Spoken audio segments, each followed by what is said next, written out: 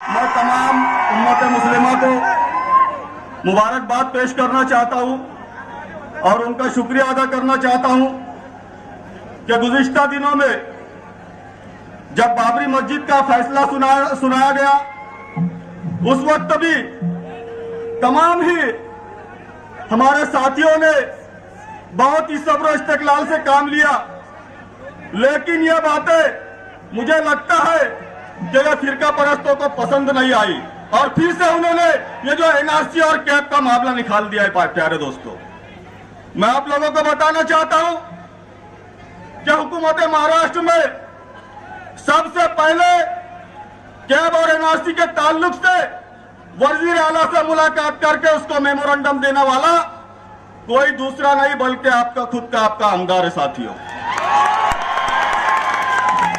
हमको अल्लाह ने ईमान की दौलत दी है, हमको अल्लाह ने ईमान की दौलत दी है। हम जो दुश्मन के तरफदार नहीं हो सकते, हमको मजहब ने कहा है वतन पे मर मिटना, हम मुसलमान है गद्दार नहीं हो सकते। साथियों, जिस वक्त मैंने वजीर आला से मुलाकात की और उनको यह कहा कि आप सिर्फ हिंदू भाइयों के वोटों से ही नहीं बल्कि पूरे महाराष्ट्र में लाखों मुसलमानों ने कांग्रेस और राष्ट्रवादी कांग्रेस को वोट दिया और उनकी बिना पर जो एमएलए चुनकर आए हैं उन्होंने आपको सपोर्ट दिया है, इसलिए आप आज महाराष्ट्र के मुख्यमंत्री हो। दोस्तों, उन्होंने मुझसे ये वादा किया कि हम लोग किसी भी तौर से किसी भी हालत में महाराष्ट्र में एनआरसी और कैब को लागू नहीं होने देंगे। साथियों, मैं आप लोगों को यह बताना चाहता हूं कि मैं जो बोलता हूं वो करता हूं और जो नहीं बोलता वो डेफिनेटली करता हूं।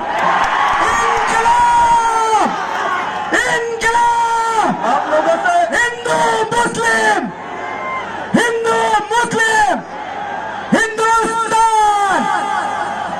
मैं समझता हूं साथियों कि आज के हमारे एहतजाजी जलसे में सिर्फ मुस्लिम ही नहीं बल्कि जो हमारे सेकुलर हिंदू भाई है वो भी हमारे साथ मौजूद है, हमारे जो दलित भाई है वो भी हमारे साथ मौजूद है। और इंशाअल्लाह ताला मैं आप लोगों को ये यकीन दिलाना चाहता हूं कि हम लोग अगर मुत्तहिद होकर इसी तरह से एहतजाज करते रहे तो इंशाअल्लाह ताला पूरे महाराष्ट्र में क्या बल्कि पूरे हिंदुस्तान में कैब और एनआरसी लागू नहीं किया जाएगा। वाह, अल्हम्दुलिल्लाह।